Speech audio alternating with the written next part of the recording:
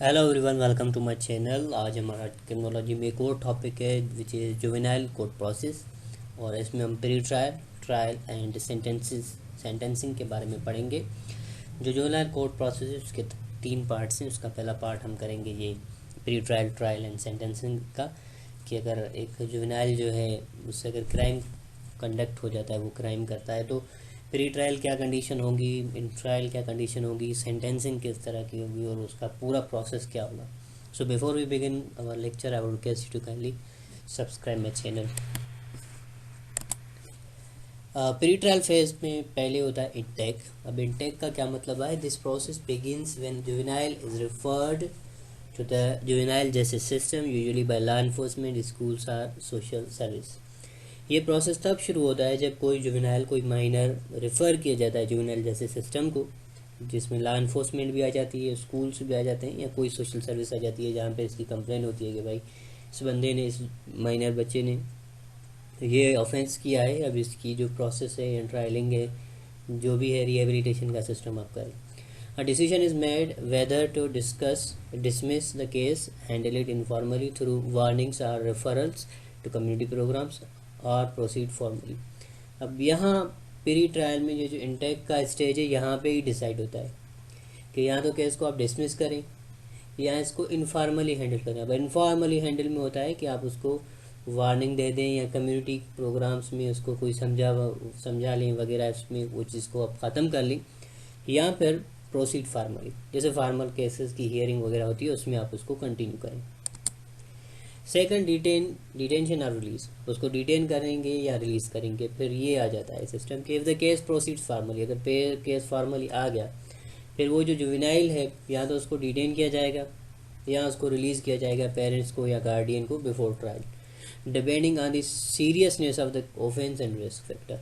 अब वो जब बंदा चला गया, उस पर चार्जेस वगैरह आ गई कि भाई केस तो फार्मली चलेगा, लेकिन वहाँ पे फिर भी ये देखा जाएगा या तो आप केस को प्रोसीड करेंगे आगे, या फिर उसको देख के उसकी सिविरिटी को देख के, अब देखिए आप पेरेंट्स को दे दें या किसी गार्डियन को दे दें कि ओके आप अभी उसके रिहेबिलिटेशन का सिस्टम करें।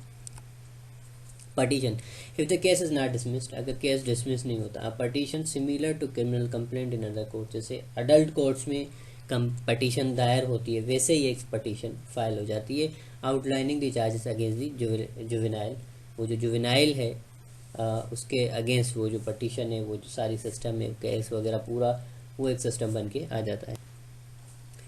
ट्रायल एजुकेशन फेज, ट्रायल में जो एजुकेशन का सिस्टम आ जाता है। सेकेंडली, आप प्री ट्रायल आपने पूरा प्रोसेस कर दिया, तो वो ट्रायल के दौरान क्या क्या होगा, एडजुडिकेशन हियरिंग्स में क्या क्या होगा। सबसे पहले similar to trial in adult court but less formal, एक तो ये ट्रायल जैसे अडल्ट कोर्ट्स का होता है वैसे ही होता है, लेकिन फार्मल नहीं होता है। तो इसमें फार्मल तरीका क्या होता है अडल्ट कोर्ट्स में कि एक बंदा पुलिस वगैरह पुलिस वैन में उसको प्रेजेंट वैन में लाती है और उसको हैंडकफ्स जो हथकड़ियाँ हैं वो लगी हुई होती है, वो सिस्टम होता है। लेकिन नहीं, ये लेस फॉर्मल होता है, लेकिन वो सिमिलर ही ट्रायल वैसे ही चलेगा। द जुवेनाइल में एडमिट टू द चार्जेस, उसको चार्जेस मतलब लग सकती हैं, plea agreement or contest them, या तो उसको चार्जेस लग गई या फिर उस केस को कंटेस्ट करेगा वो, या वो सिस्टम शुरू हो जाएगा।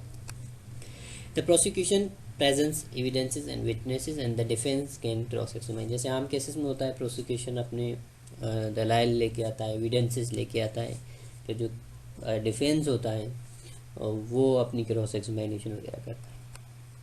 द जज determines if the juvenile is responsible delinquent और नॉट, फिर ये सारी चीज़ें देख के फिर जो आप हमारे जज साहिबान होते हैं, रेस्पेक्टेबल जज जो होता है, वो डिसाइड करता है कि वो जो जुवेनाइल है वो रिस्पॉन्सिबल है या नहीं है।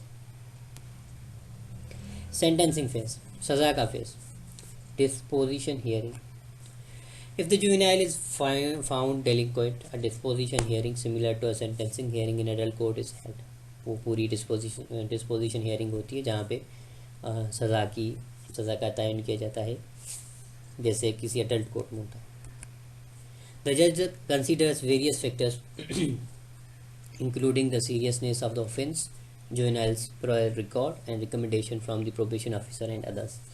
अब इस दौरान जज क्या करते हैं, फाइनल जब डिसीजन का टाइम होता है तो वो ऑफेंस की सीरियसनेस देखते हैं कि कितनी सीरियसनेस का क्राइम है, मे बी थेफ्ट का हो या कोई ट्रैफिक वायलेशन है या कोई उसकी वजह से किसी की लाइफ पे कोई असर अब हुआ है, तो वो उस जुवेनाइल का पूरा रिकॉर्ड देखा जाता है, क्या उसने ऐसा कोई पहले क्राइम किया है या ये पहला उसका क्राइम है। फिर जो प्रोबेशन ऑफिसर है, जो उसके बच्चे के केस के दौरान जो प्रोबेशन ऑफिसर था और या अदर बंदे थे जहाँ पे जिसकी वो रिहेबिलिटेशन में या वो प्रोबेशन के टाइम में रहा है, उसकी क्या रिकमेंडेशन थी, उसने उसका बिहेवियर देखा, उसकी सारी चीज़ें देखी, वे सारी चीज़ें कंसिडर करके फिर जो एक रेस्पेक्टेबल जज है वो डिसीजन देते हैं।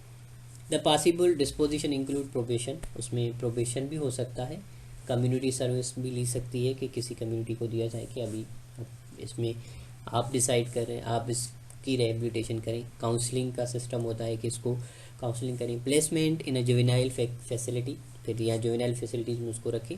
और अदर रिहेबिलिटेटिव मेयर, या जितनी और रिहेबिलिटेटिव मेयर से जहाँ पे उस बंदे को रिहेबिलिटेट किया जाए कि ताकि ये बंदा फिर उस टाइम के बाद रिहेबिलिटेट होकर एक नॉर्मल सी लाइफ गुजारे। Appeals in some jurisdictions juveniles or their attorneys may appeal the adjudication or decision disposition decision। फिर उस पर सेकेंडली ये भी हो सकता है जो डिस्पोजिशन हियरिंग हुई है उस पर अपील भी हो सकती है। इन सम केसेस होती है या सम केसेस नहीं भी होती है, क्योंकि इनको माइनर ही सज़ा मिलती है जो जुवेनाइल्स। इसकी डिफरेंस अडल्ट कोर्ट्स से कैसे है इसका, एक तो रिहेबिलिटेशन का फोकस होता है, जुवेनाइल जैसे सिस्टम में सज़ा नहीं होती, इसका जो एम्फेसिस होता है वो रिहेबिलिटेशन का होता है कि वो बच्चा जिसने वो क्राइम किया है कि उसको रिहेबिलिटेट किया जाए और उसको मतलब ऐसा नहीं ट्रीट किया जाए कि उसने कोई क्राइम किया है वो, ताकि वो आगे जाके नॉर्मल सिटीजन बन के रहे।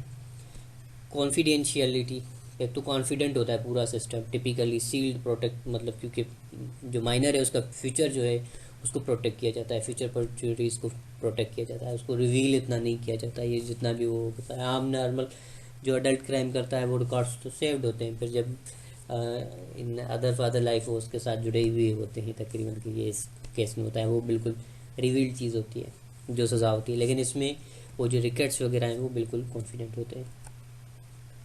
फिर फार्मल प्रोसीजर, ये पहले भी डिस्कस किया कि वो लेस फार्मल प्रोसीजर होता है, बिल्कुल अडल्ट क्रिमिनल्स के हिसाब से इसको नहीं डील किया। Good bye till next time, thank you very much and kindly again subscribe and share my channel. अल्लाह हाफिज़, टेक केयर।